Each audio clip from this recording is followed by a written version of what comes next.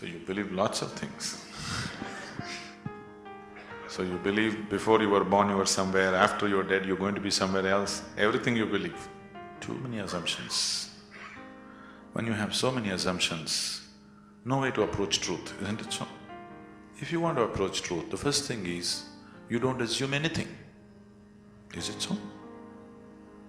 If you're interested in truth, if you're searching for truth, that means you have not assumed anything, is it so?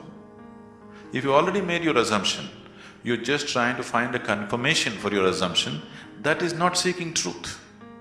A true seeker of truth has no assumptions, he's just looking. Shall we just look or shall we try to confirm your assumptions?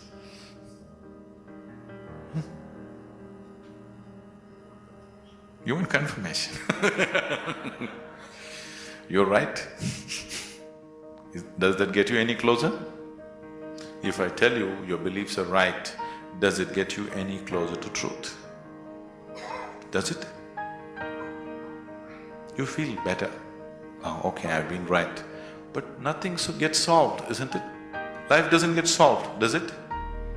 No. So confirming your belief systems doesn't mean anything. This is a big problem with human beings. They want to be right all the time. It's the biggest problem. In fact, it is the basis of all conflict in the world. I am right, you are wrong. This is the problem, isn't it? Isn't it so? What I believe is right, what you believe is wrong. Isn't this the basis of all problems in the world? Whether it's within the family or in the community or in the world or wherever? Yes? Shall we eliminate the problem a little bit? The first thing you need to do is, after all, they are your beliefs. And your beliefs are not original, picked up, isn't it? Your priest or mullah or father or mother, somebody put it into you, isn't it so? Picked up from somebody. It depends how powerfully they worked on you and they work pretty powerfully because the business is at stake otherwise. So what you assume may have nothing to do with reality. Now you're trying to understand something which is beyond the physical, with physical context, it won't happen. You're trying to perceive something which is beyond physical through sense perception, such a thing cannot happen. Now you want to measure the depth of the ocean, but you went with a foot scale. You will obviously come with wrong conclusions, isn't it so? If you want to measure the depth of the ocean, your first business is to get the right kind of instrument. Yes? Yes or no? That's your first business, that's all I'm saying. You want to know something beyond the physical. First thing that you need to do is to have a perception which is beyond five senses, which can perceive that which is not physical. Only then you perceive. Otherwise you can only believe or disbelieve, isn't it? If I tell you, God is actually in my pocket, this many people can believe me? This is a ridiculous thing, oh, we don't believe that. But I can tell you a more elaborate story if you want, which we can work on and make you believe in, isn't it? Right now, God is in my pocket. This many people believe me, this many people disbelieve me. Have these people gotten any closer to God than they were before? Have they? Or have these people gone any further away? No, nothing changes, isn't it? So why are we wasting our time trying to confirm our assumptions? You must enhance your perception, because only by perceiving you will know. There is no other way to know. Is it so? You will know anything only when you perceive it. Till then you do not know it. Is that a reality? Is that a reality? If you perceive, you know. If you do not perceive, you do not know. You are unwilling to admit, I do not know, so you believe, isn't it? If you are just trying to pass the social test, belief is a good way to do it. But you want to really know, then belief is not a good way to do it.